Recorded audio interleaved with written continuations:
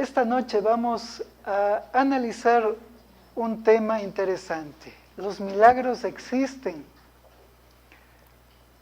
Y ahí puede darse un debate, ¿no? Algunos pueden decir que sí, otros pueden decir que no existe.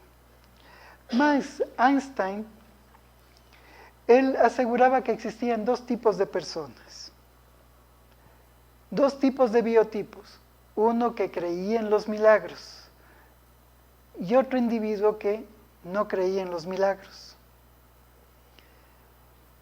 En lo particular, yo soy de las personas que creen en los milagros.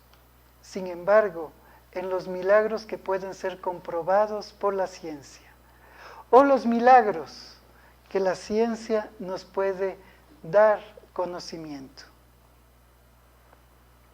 Ya vamos a ir descubriendo a lo largo del tema ciertas características también que son especiales en cuanto a la manifestación de los milagros y quién decide creer también en los milagros. Partimos desde aquí. En su acepción etimológica, la palabra milagro significa de mirar y de admirar. Significa, por lo tanto, admirable, que es algo extraordinario, sorprendente. La academia la definió así: un acto de poder divino contrario a las leyes conocidas de la naturaleza. Y eso es el milagro, comúnmente dicho. Esto está en el libro de la Génesis, capítulo 13, características de los milagros. La Génesis de la codificación espírita. El milagro es un acto que va contra las leyes naturales. Si no, no sería un milagro, ¿no es cierto? Lo concebimos así, así nos han educado también. El milagro tiene que ser algo asombroso.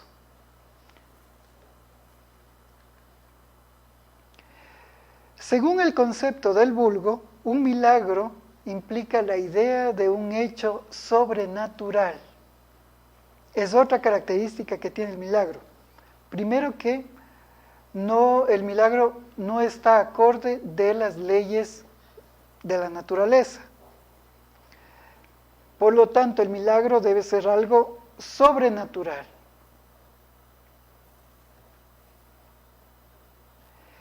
En el sentido teológico, consiste en una derogación de las leyes de la naturaleza, por medio de la cual Dios pone de manifiesto su poder. Esa es, en efecto, la acepción vulgar que se convirtió en el significado aceptado.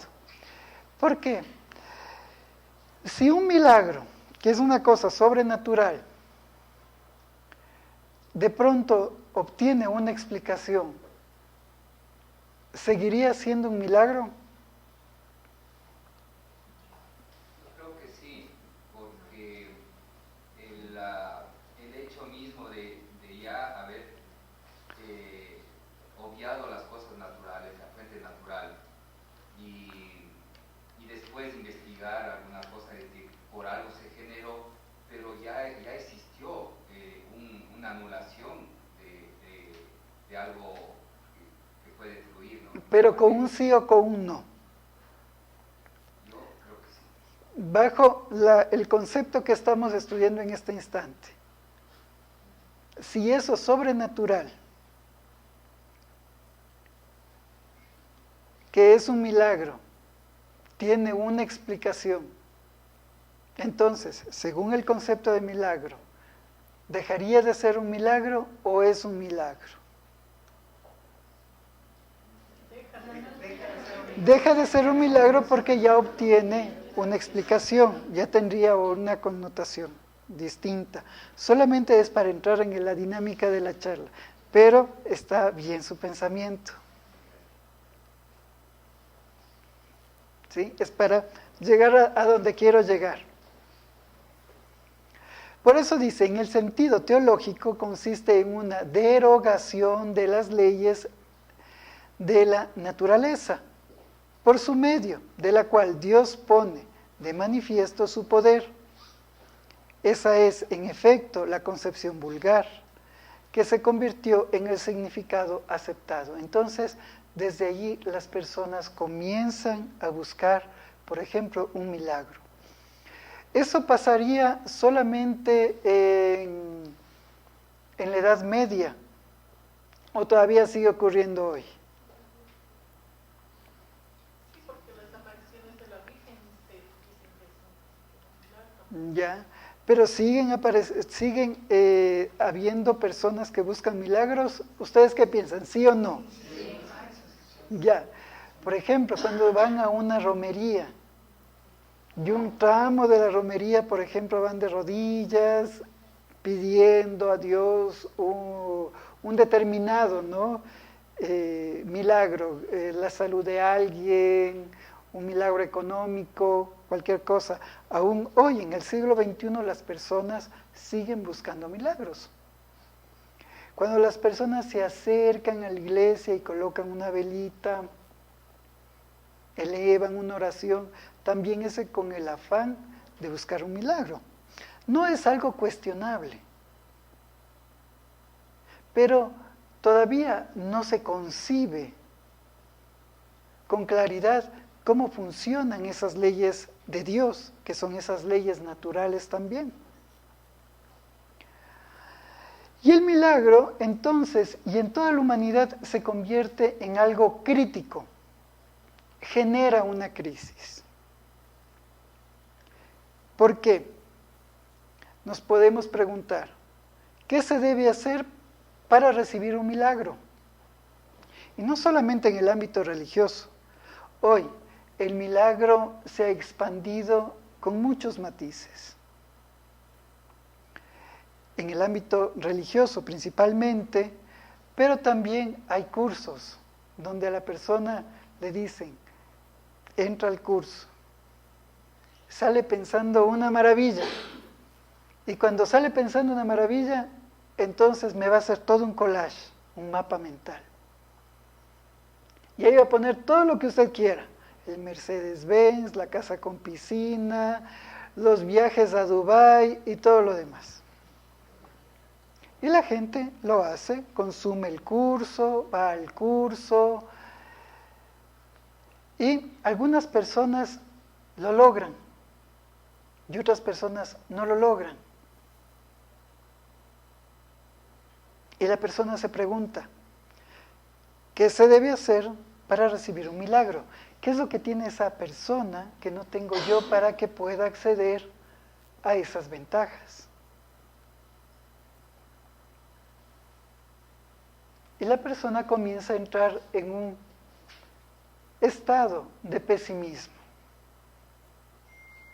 porque no tiene claro toda la estructura de las leyes de la naturaleza, de las leyes divinas incluso. La segunda pregunta de esta crisis es, ¿qué ventajas sobre los demás debería tener la persona que receptora de los milagros? Si recibe un milagro, ¿qué ventaja tendría sobre los demás? ¿Será alguien que hizo algo en especial, que ganó esos favores divinos por alguna razón, que es más simpático, que es más agradable, que es mejor persona que yo? ¿Qué pasa?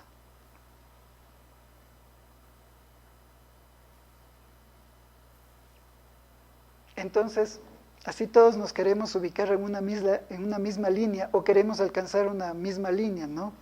Como digo, en muchos aspectos, ¿no? Incluso en los negocios hoy en día, ¿no? Y en los multiniveles también manejan el punto del milagro.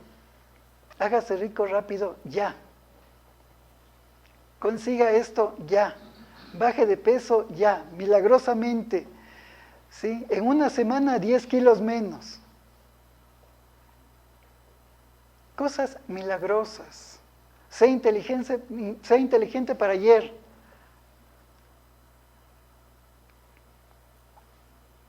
Y hay personas que lo logran hacer, pero todo eso tiene una explicación.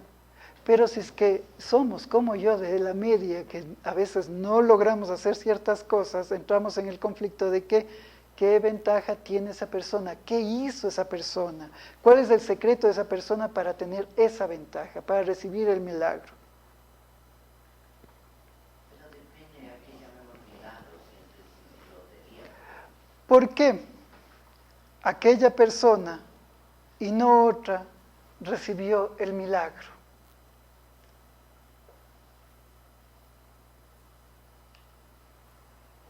Simplemente son preguntas para analizar el tema. Simplemente son preguntas. ¿Por qué aquella persona y no otra recibió el milagro? Tal vez porque esa persona buscaba ese milagro y otras personas buscan otras cosas que no... ¿Cuántos de ustedes quisieran dejar de trabajar y dejar de preocuparse por dinero para dedicarse a las cosas que les guste? El arte, la educación espiritual, la ciencia, conocer otras personas. ¿A cuántos de ustedes les gustaría eso?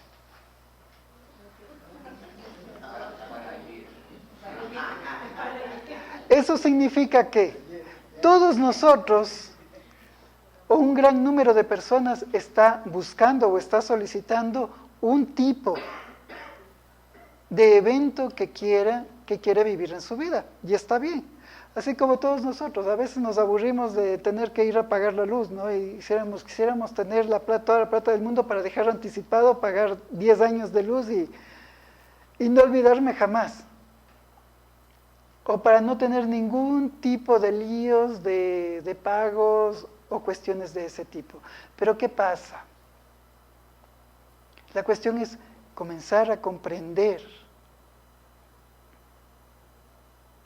Vemos hasta aquí que en estas 3 preguntas, ¿qué debo hacer para recibir un milagro? ¿Qué ventajas tiene la persona que recibe el milagro? ¿Y por qué esa persona y no otra? Hay un estadio de preferencia.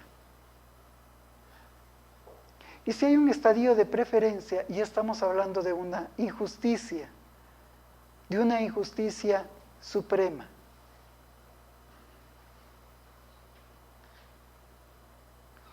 Por lo tanto, esta confusión existencial causada por la creencia del milagro todavía genera otro tipo de preguntas. Para recibir el milagro, quizás sea una constitución orgánica. Y nos vamos a la antigua Grecia, ¿no? Con los dioses y los semidioses. Ellos eran portadores de milagros, ¿no es cierto? ¿Por qué? Porque su constitución, su organismo, era especial. Eran mitad humanos y mitad dioses. Entonces, para recibir un milagro, debo ser mitad Dios y mitad humano. En otras palabras, debo ser concebido por Zeus y una joven casta y pura que fue fácil de seducir por Zeus y que sea bien guapa, porque ese era el requisito, ¿no? Por lo tanto, la persona que recibe el milagro proviene de una estirpe superior. ¿Se concibe o no se concibe? Una cuestión cuestionable.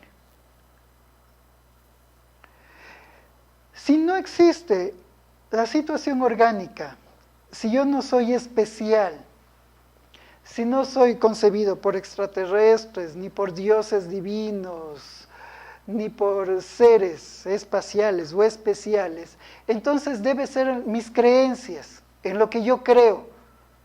Lo que yo creo me debe proveer el milagro. Entonces la persona comienza a pensar que el dogma o un dogma le permite acceder a los milagros, porque tiene control divino.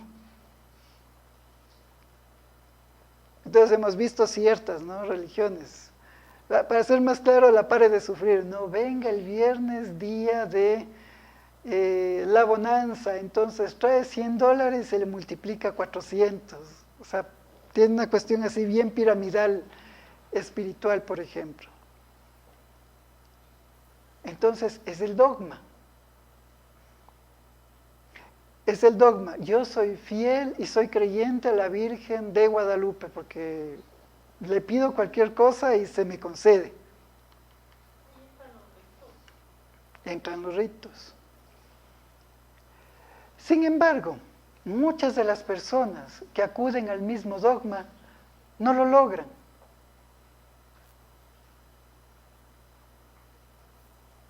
Por lo tanto, si no es orgánico, si no es fisiológico, filosófico, gracias, entonces debe estar predestinado.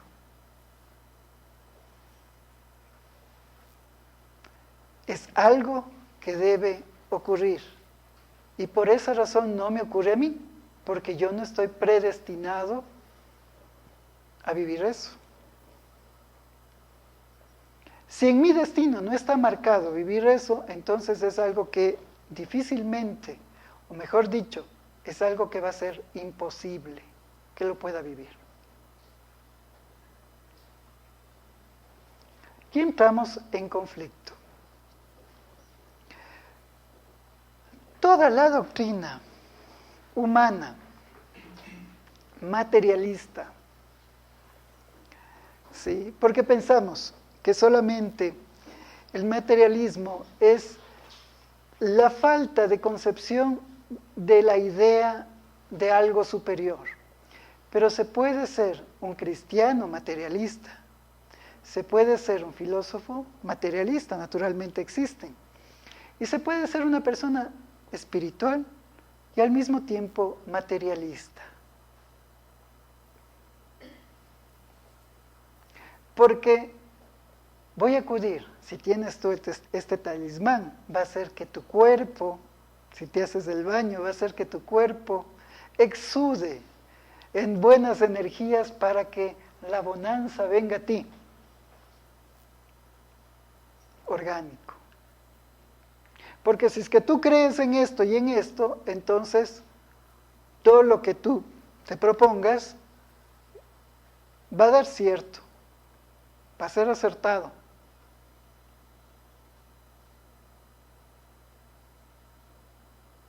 O si es que es todavía tiene una visión todavía más mágica y evidente, va a decir es que tú estás predestinado.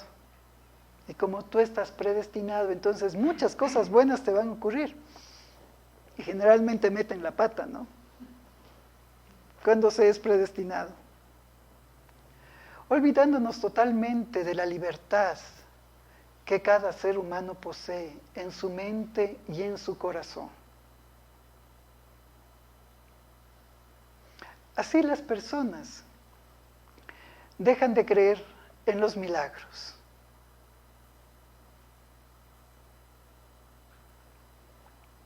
¿Por qué? Porque se dispersan, porque nublan su mente.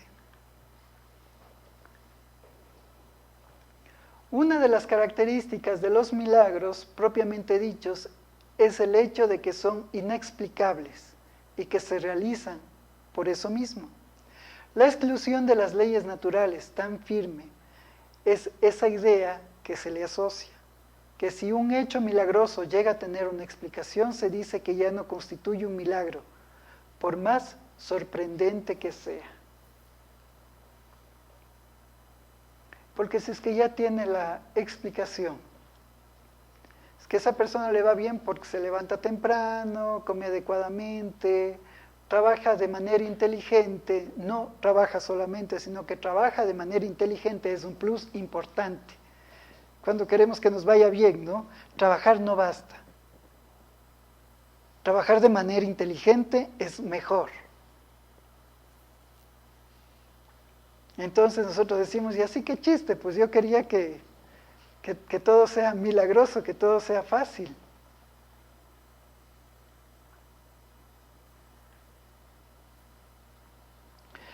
lo tanto, hay que entender que la ley natural es una ley única.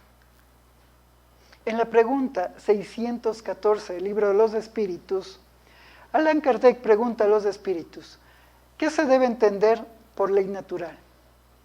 La ley natural es la ley de Dios, es la única verdadera para la felicidad del hombre.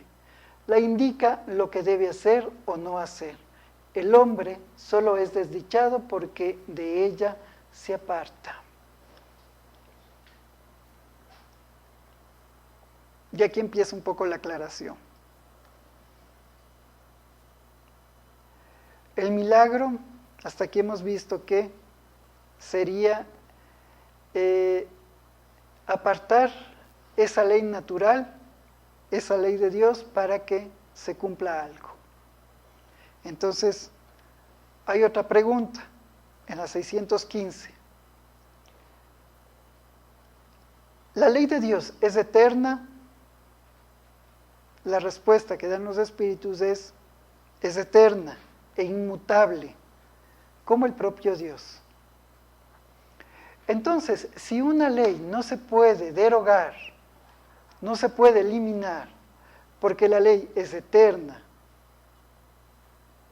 y no cambia, entonces algo está pasando con el milagro, o con el término milagro.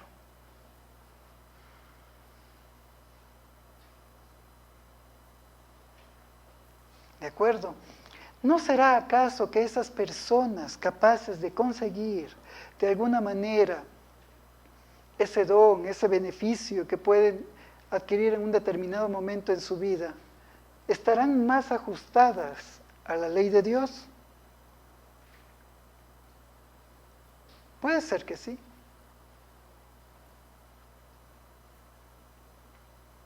Les recuerdo que las reuniones espiritistas son para protestar, ¿no? No para no implantar ideas. O sea, pueden decir no, pueden decir sí.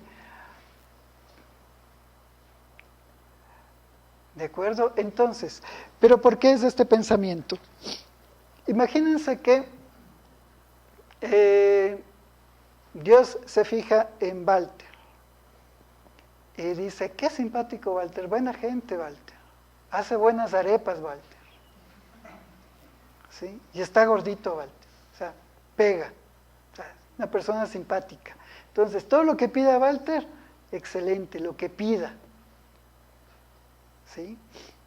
Y mira por otra parte a Patti, y dice, esa Patti no me gusta la sazón, no me gusta el peinado, no me gusta nada. Entonces, todo lo que pida Patti, negado. Así haga méritos, así haga lo que sea, negado, simplemente negado. ¿Qué pensaríamos de un Dios así?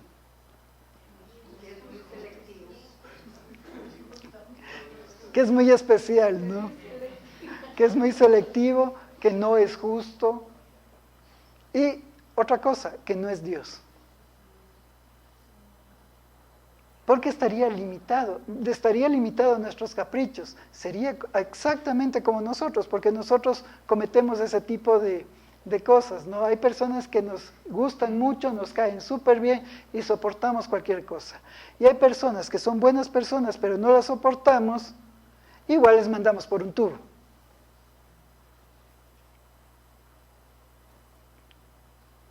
¿Sí? Es como aquel dicho de los enamorados, ¿no? Que el que yo quiero que me quiera, no me quieren, y al que no quiero, me quiere. Algo así. Una vez me dijo una paciente eso, ¿no? Es una cosa muy enredada, pero es más o menos así. Pero en este dicho está en realidad toda la psiquis que todos nosotros tenemos, ¿no? Frente a nuestra propia vida y a lo que vivimos. Es que nosotros queremos y no nos conformamos absolutamente con nada.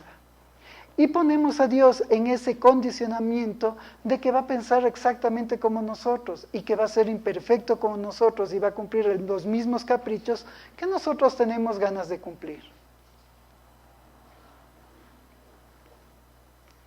En la pregunta 616 del Libro de los Espíritus, Allan Kardec pregunta, ¿ha podido Dios prescribir a los hombres en una época lo que les habría prohibido en otra? Dios no puede equivocarse. Los hombres son los que se ven obligados a cambiar sus leyes, porque ellas son imperfectas. En cambio, las leyes de Dios son perfectas. La armonía que rige el universo material y el universo moral se basa en las leyes que Dios estableció eternamente. Y es verdad, nosotros tenemos que hacernos, que hay algún abogado, reformas en la Constitución, reformas en las leyes, para que cada vez sea más equitativo, para que la justicia pueda obrar coherentemente. Sin embargo, ¿qué pasaría si el planeta se sale de órbita? Ese simple error nos terminaría. ¿Qué pasaría si el simpático Halley, el cometa Halley, famoso, salía de órbita y se diera un papazo en la ciudad de Quito? ¿Sí? Había ciudad de Quito, ya no existiría más. ¿Qué pasaría si el sol no saliese el día de mañana? Sería terrible.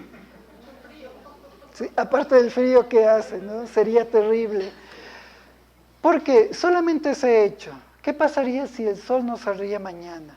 Las plantas no tendrían oportunidad de alimentarse, por lo tanto dejaría de haber cosechas. No tendríamos con qué alimentarnos. Nuestro cuerpo perdería calcio también. Nos debilitaríamos. Y en poco tiempo estaríamos muertos, solamente con un hecho. ¿Qué pasaría si toda la humanidad dejaría de reproducirse, perdiera la capacidad de reproducirse? Los animales vivirían tranquilos. Sí, es verdad. Pero también sería terrible. Perderíamos las oportunidades, la oportunidad de existir, de servir, de aprender, de crecer. Por lo tanto, las leyes naturales, las leyes divinas, las leyes que nos mantienen, que generan estos grupos familiares, que generan las naciones, las sociedades, son esas leyes divinas, naturales, que se rigen a carta cabal siempre. Las leyes humanas se cambian, porque cada vez vemos que se puede mejorar. Porque buscamos, ¿no? Y estamos en ese camino de la perfección. Y en la pregunta 617, ¿cuáles son los objetos que abarcan las leyes divinas? ¿Conciernen algo más que la conducta moral? Todas las leyes de la naturaleza son leyes divinas, puesto que Dios es el autor de todas las cosas. El científico estudia las leyes de la materia, el hombre de bien estudia las del alma y las practica. ¿De acuerdo? Entonces, todo lo que sucede a nuestro alrededor, que nos parece cotidiano, incluso los conflictos que tenemos socialmente, familiarmente, está dentro, acorde a las leyes divinas. Eso deja demostrado que Dios no cambia de parecer, ni Dios va a bajar la balanza para uno y va a condenar a otro, porque en ese momento dejaría de ser Dios y ya no sería un ser perfecto. Entonces, nos vemos en la dificultad. Si es que no existen los milagros, entonces, ¿qué esperanza tengo para ser feliz? Porque en el fondo, todos esperamos ese milagro. O sea, yo pienso que más de uno pasa por los puestos de lotería, por lo menos hojeando, ¿no? El loto. Sí, se pasa mirando, ni siquiera lo tiene que comprar, pero pasa mirando y de vez en cuando se le ocurrirá, ¿y qué pasaría si yo me ganara la lotería? ni siquiera lo compra. Pero ¿qué pasaría si yo me ganara la lotería? ¿Y qué pasaría si yo me ganara 4 millones de dólares? ¿Qué hiciera? Y en un instante ya desglosa todo el dinero, ya se da buena vida, ya va y regresa 5 veces de vacaciones y todo lo demás. Todos tenemos ese tipo de inquietud, que es una inquietud normal. Absolutamente todos. Pero entendiendo que no existe una inclinación de Dios para alguno de nosotros, entonces, ¿cómo alcanzamos la felicidad? En la pregunta 920 del libro de los espíritus, Kardec pregunta a los espíritus, ¿el hombre puede gozar en la tierra de una felicidad completa? La respuesta es contundente, no, coma. Puesto que la vida le ha sido dada como prueba o expiación. No obstante, de él depende aliviar sus males y ser en la tierra tan feliz como le sea posible. Y aquí nos enseña 2 puntos que son importantes. El primero, la prueba. ¿Qué significa tener una vida de prueba? Significa poner en práctica lo que alguna vez aprendí. ¿Y cuándo aprendí? Quizás en otras vidas yo ya aprendí.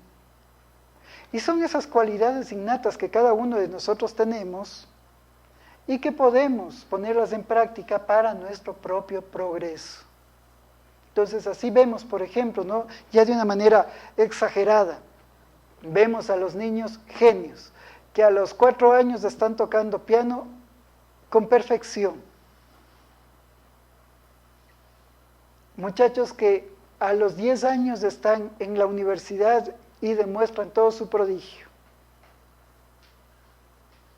Y nos vemos también a cada uno de nosotros con ciertas cualidades innatas para salir adelante. Entonces habrá personas que son hábiles para hacer negocios, otras personas hábiles, trabajadores, agrícolas, y en fin, en lo que cada uno se proponga y sienta esa habilidad. Y hay personas que son hábiles para cantar, para tocar un instrumento, en fin.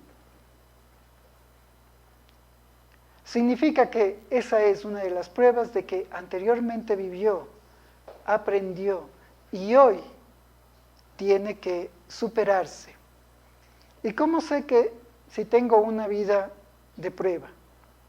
Si tengo una vida de prueba, entonces voy a vivir con luchas, pero voy a superar esas luchas con un buen estado de ánimo. No significa que no se vaya a cansar.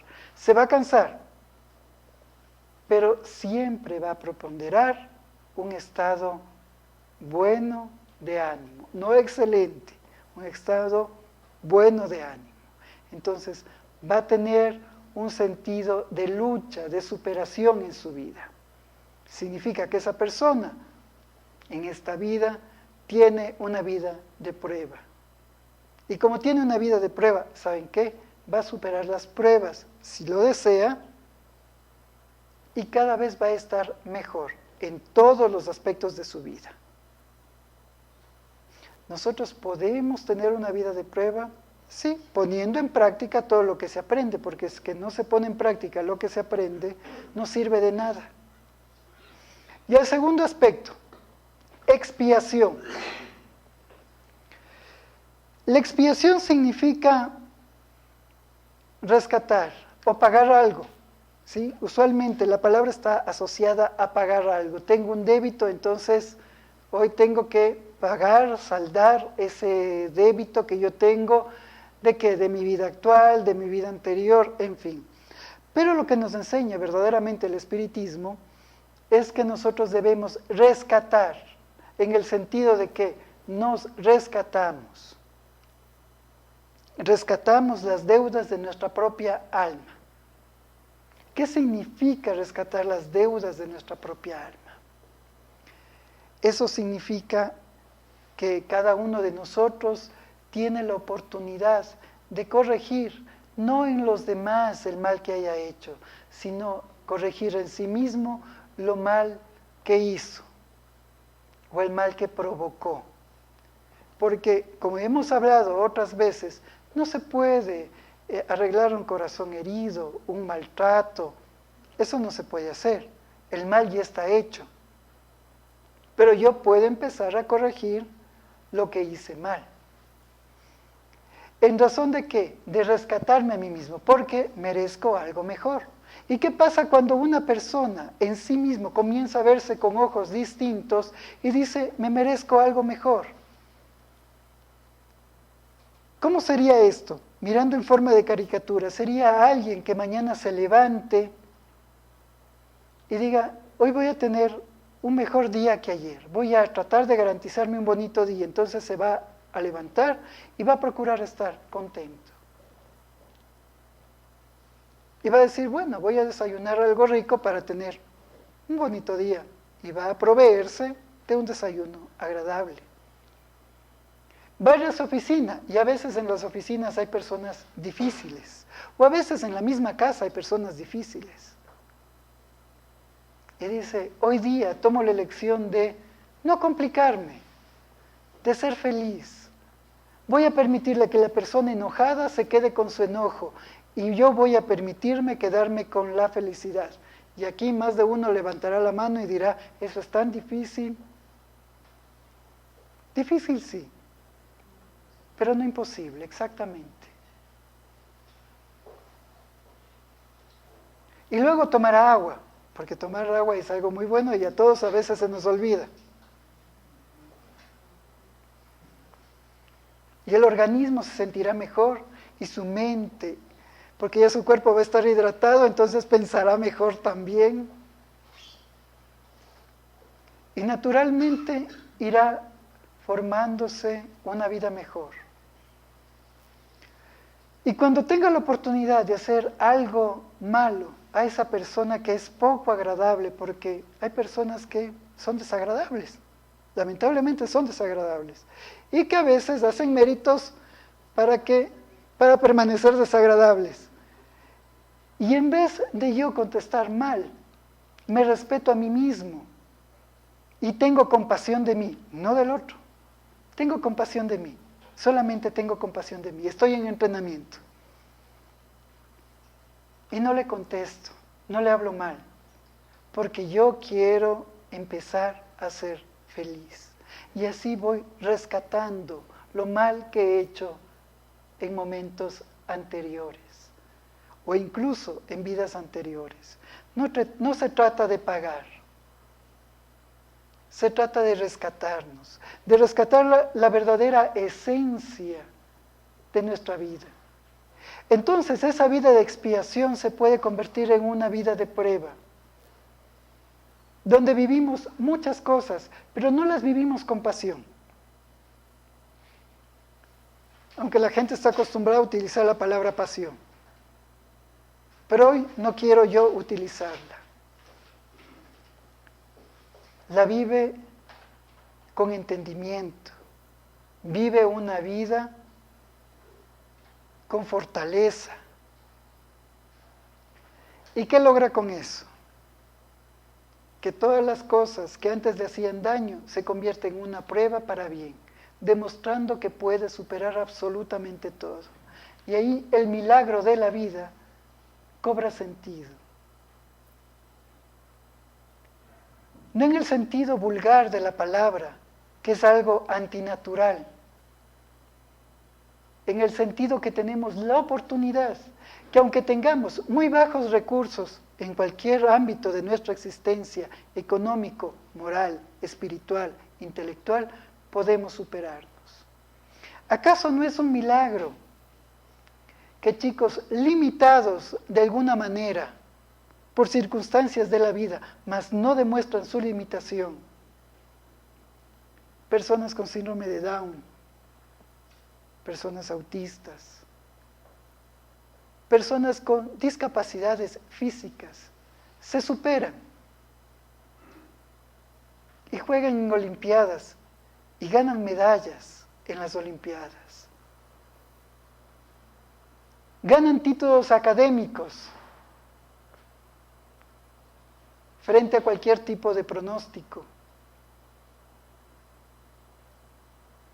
luchan, trabajan y merecen el fruto de su trabajo.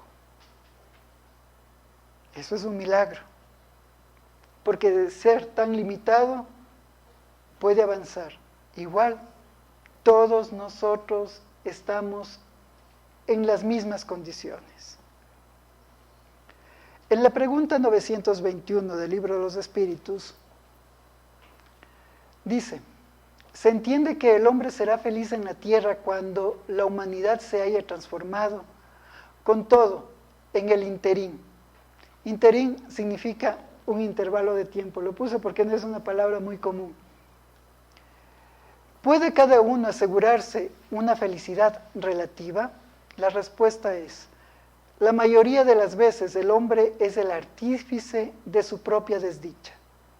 Al poner en práctica la ley de Dios, se evita muchos males y se procura una felicidad tan intensa como se lo permita su grosera existencia. Tan intensa. Intenso significa mucho, ¿no es cierto? Es fuerte. Entonces, podemos alcanzar.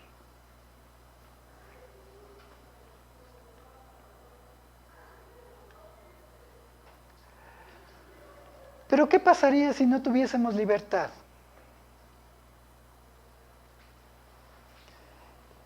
Y esa cualidad es lo que hace que esos milagros que nosotros queremos en nuestra vida se hagan realidad.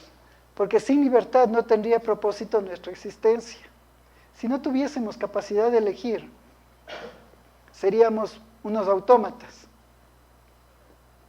Y unos autómatas no pueden modificarse, no pueden crecer, no pueden evolucionar. Sin libertad no podríamos desarrollarnos ni disfrutaríamos de la vida en toda su extensión. Y sin libertad no podríamos tampoco conocer la felicidad.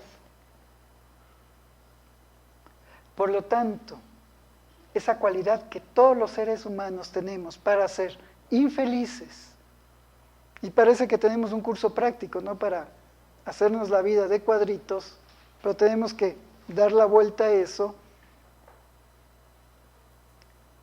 Tenemos también esa misma libertad para empezar a comprender qué es la felicidad. Por lo tanto,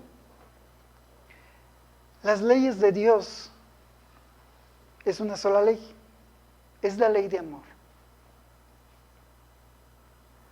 Y estas leyes nos dan la clave para que nosotros podamos convertir nuestra vida en un milagro. Y el primer punto clave que nosotros y todos nosotros debemos practicar es el desarrollo. El desarrollo es importante, el desarrollo intelecto-moral, ¿sí?, o la capacitación en todos los ámbitos de nuestra vida, profesional,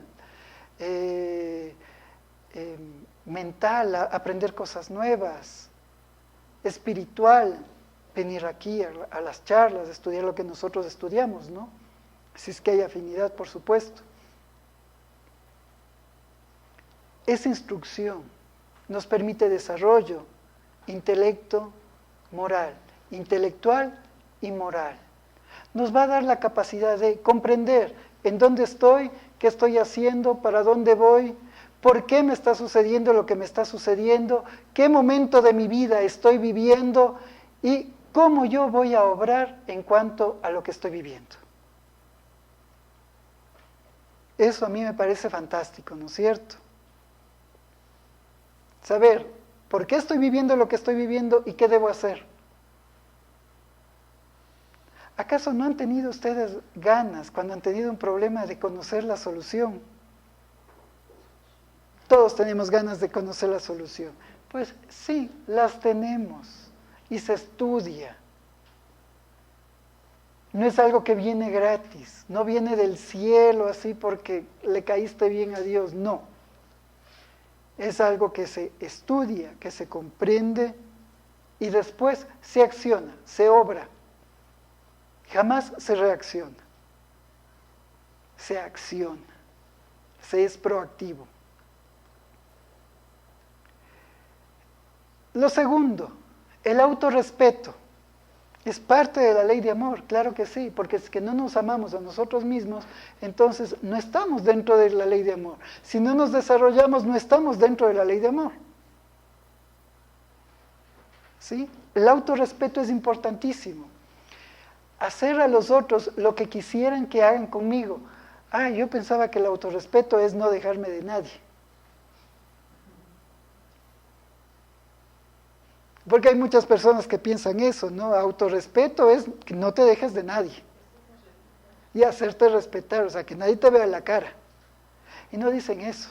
Dice que nadie te vea en la cara de tonto. Y hay otros apelativos más, ¿no? ¿Sí? ¿Por qué? Porque tengo autorrespeto. Pero no, ese no es el autorrespeto. Autorrespeto es hacer a los otros lo que quisieran que hagan conmigo. Entonces voy generando una cadena de buenas acciones a mi alrededor. Si es que yo me porto bien, si es que yo hago bien al prójimo, entonces estoy garantizando que ese prójimo haga bien conmigo, no necesariamente, pero habrá otra persona que se sintonice con mis buenas acciones y comience a obrar bien conmigo mismo. Y esto es una ley de la física. El efecto mariposa nos habla de esto, que es justamente un meteorologista científico describió y descubrió este concepto, que es muy particular. Si es que una mariposa aletea en un extremo del planeta, significa que al otro lado del planeta habrá un huracán. El efecto mariposa. En la psicología se llama sincronicidad.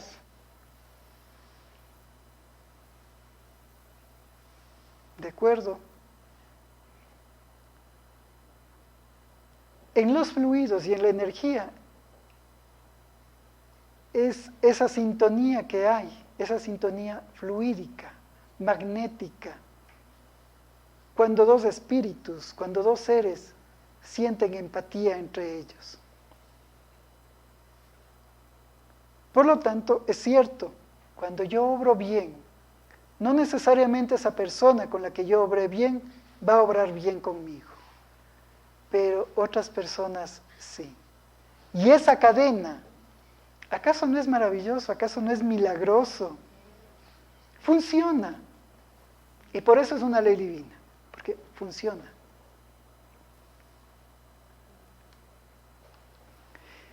Y el tercer punto es la compasión. ¿Y por qué utilicé esta palabra? Porque es una palabra muy bonita. La compasión. Porque todos podemos obrar bien en cualquier circunstancia y de eso se trata la compasión. Hacer lo mejor que uno pueda hacer el bien que uno pueda hacer con compasión. Eso significa compasión. No crean cuando les desglosan la palabra, es que van a una charla y les desglosan y le dicen con pasión, entonces hay que hacer con ganas. No, salgan corriendo de ahí porque esa persona no sabe nada. Compasión significa dar lo mejor de mí en el bien. Entonces, me siento en mi puesto de trabajo, que puede ser una cosa muy rutinaria, porque a veces tenemos trabajos que son un poco rutinarios.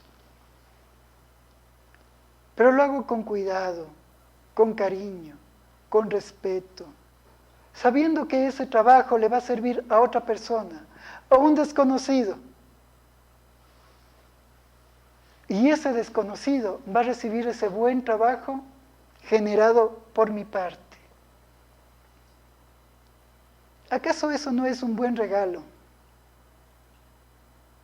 Por ejemplo, el mecánico. Qué difícil es conseguir un buen mecánico, ¿no es cierto? Un mecánico que sea legal, que sea honesto, ¿sí? Porque a veces los mecánicos tienen sus manías. Pero cuando encontramos al mecánico correcto, Ya siempre dejamos el auto en ese sitio, le tenemos confianza y tenemos la seguridad que todo va a estar bien.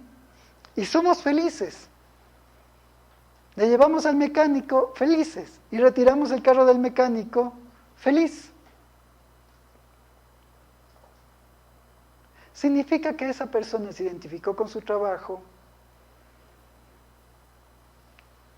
tuvo compasión de las personas para quienes realizaba su trabajo, no les quiso explotar, no les quiso hacer daño. Y gracias a eso yo recibo ese don, ese plus que me hace feliz. Cada vez que nosotros hacemos nuestro trabajo bien hecho, beneficiamos a un desconocido. Y si nosotros pensamos eso, es algo bonito. Y es algo también milagroso.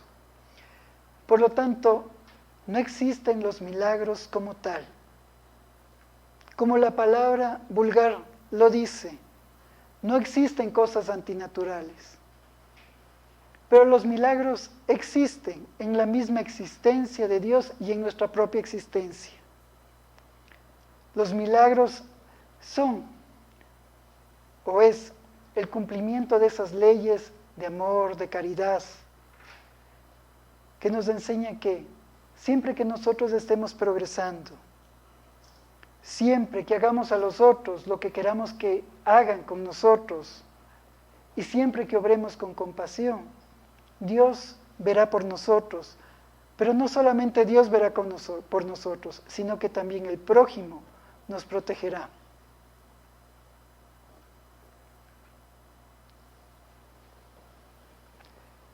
Raymond Curti dice lo siguiente: verás lo que ocurre con los milagros. Es que si tienes fe, no los necesitas. Y si no la tienes, ningún milagro es suficiente. ¿Alguna pregunta quizás?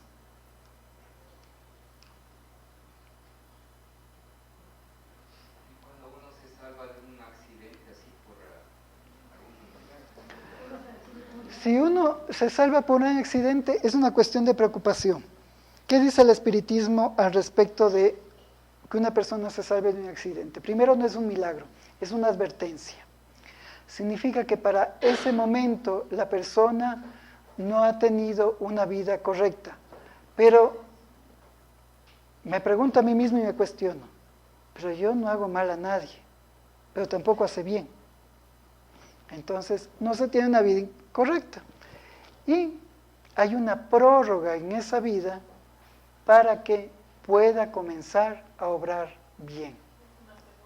Es una segunda oportunidad. Entonces, hay que estar con los ojos bien abiertos, porque significa que hay que cambiar algo. Hay que cambiar algo. ¿Alguna otra pregunta?